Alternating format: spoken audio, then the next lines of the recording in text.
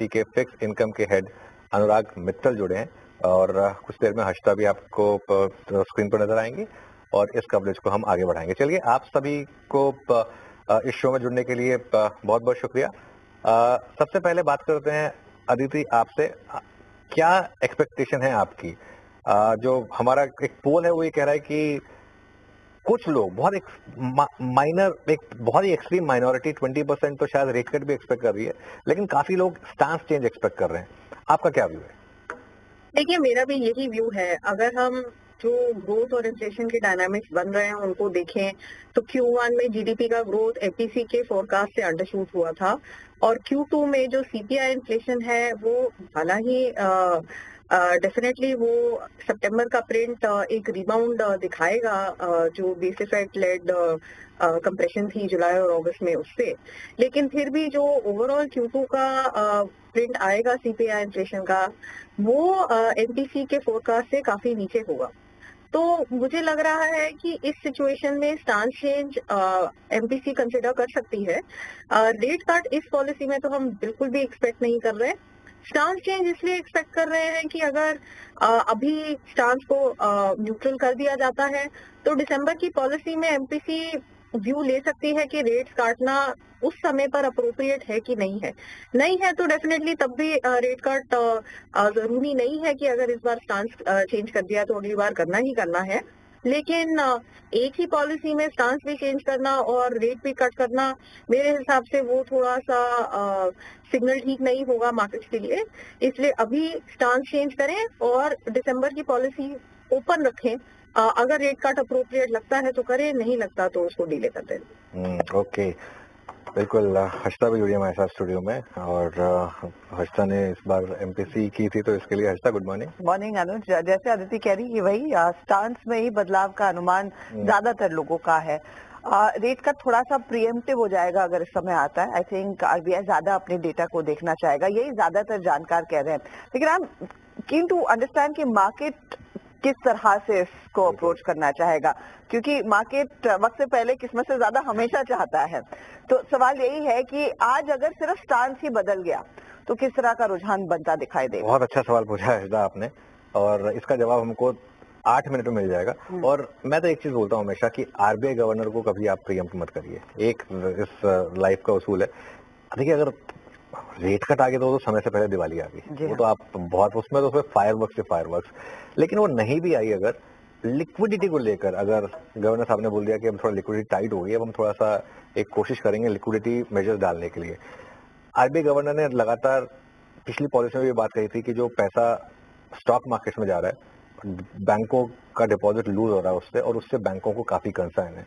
तो क्योंकि लिक्विडिटी इतनी टाइट है और देखिए बैंकों को क्यूआईपीज करने पड़ रहे हैं क्योंकि उनको डिपॉजिट नहीं मिल रहा है। करेक्ट। तो अगर ऐसा कुछ कदम आ गया जो लिक्विडिटी से रिलेटेड है तो मुझे लग रहा है कि एक थोड़ा सा मार्केट के लिए शायद पॉजिटिव हो सकता है। चलिए, हेमांग जानी को भी जोड़ लेते हैं। अनुराग मित्तल भी हमारे साथ है। हेमांग, इसी पॉइंट को आगे लेकर जाते हुए लिक्विडिटी को एड्रेस करना कितनी बड़ी प्राथमिकता रहेगी इस समय आरबीआई के लिए? जैसे अनुज भी मेंशन कर रहे कि देखिए डिपॉजिट आप रेज नहीं कर पा रहे हैं तो आपको क्यूआईपी का रास्ता लेना पड़ रहा था।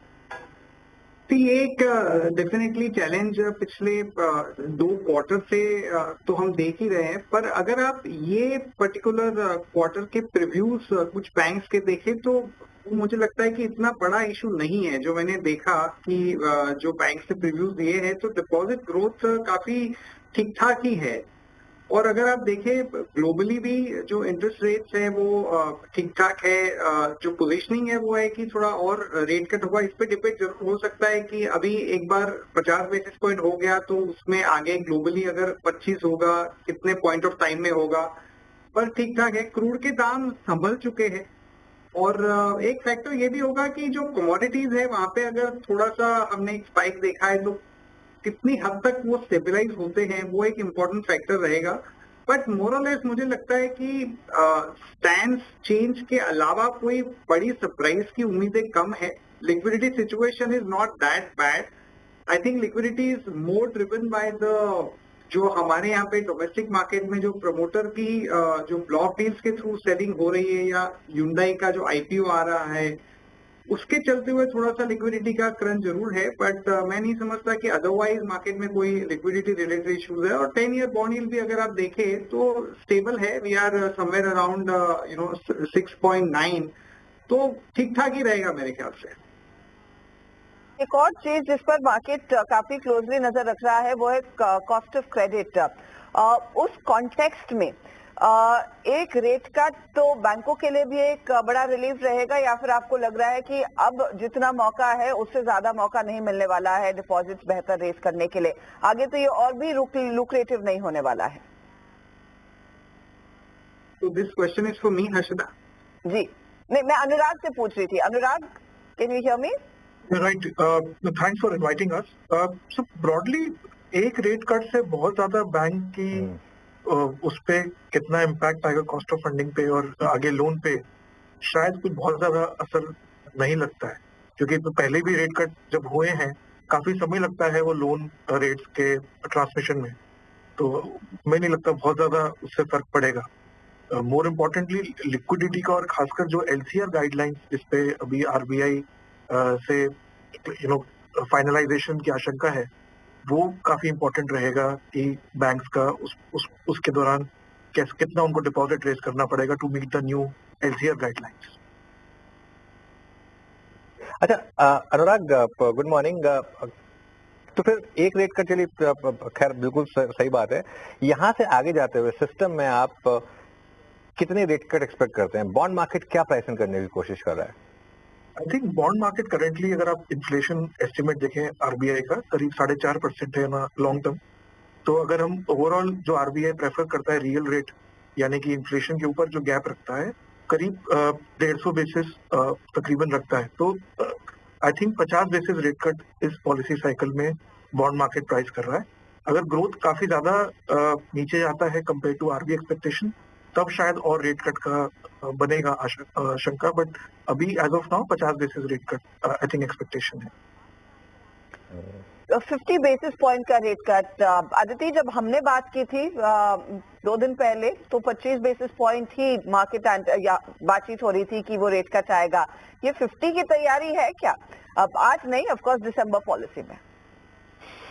देखिए, अभी तो पहली बात ये है कि आज स्टांस चेंज होगा कि नहीं, दिसंबर में रेट कट का सिलसिला शुरू होगा कि नहीं। तो 50 तो थोड़ा प्रोबेबिलिटी मेरे हिसाब से बहुत ही कम है। हम तो पूरे साइकिल में 50 बेसिस पॉइंट्स का ही रेट कट एक्सपेक्ट कर रहे हैं, जो 25 बेसिस पॉइंट्स के इंक्रीमेंट्स में आना चाहिए। बेसलाइन यही है। आज का स्टांस चेंज और दिसंबर में 25 बेसिस पॉइंट्स का रेट कट और फरवरी में एक और 25 बेसिस पॉइंट्स का rate cut. As of now मैं एक शॉट में 50 बेसिस पॉइंट्स का रेट कट की प्रोबेबिलिटी तभी मानूंगी अगर कोई मेजर ग्लोबल इवेंट हो जाए अब और दिसंबर के बीच में। तो जिसके चांसेस फिलहाल तो कम ही दिख रहे हैं, but you can never say never. Hemang, जो जीडीपी ग्रोथ का फोरकास्ट है, जो आपका इन्फ्लेशन का फोरकास्ट है, and most importantly on the inflation front, क्योंकि फूड इन्फ्लेशन थोड़ी सी परेशानी हमारे लिए बना हुआ था। अब कच्चे तेल से रिलीफ मिला, 2 दिन में उबाल आया, वो भी ठंडा हुआ। इन कुछ फोरकास्ट में बदलाव अगर आता है तो उस पर मार्केट का क्या रुझान रहेगा?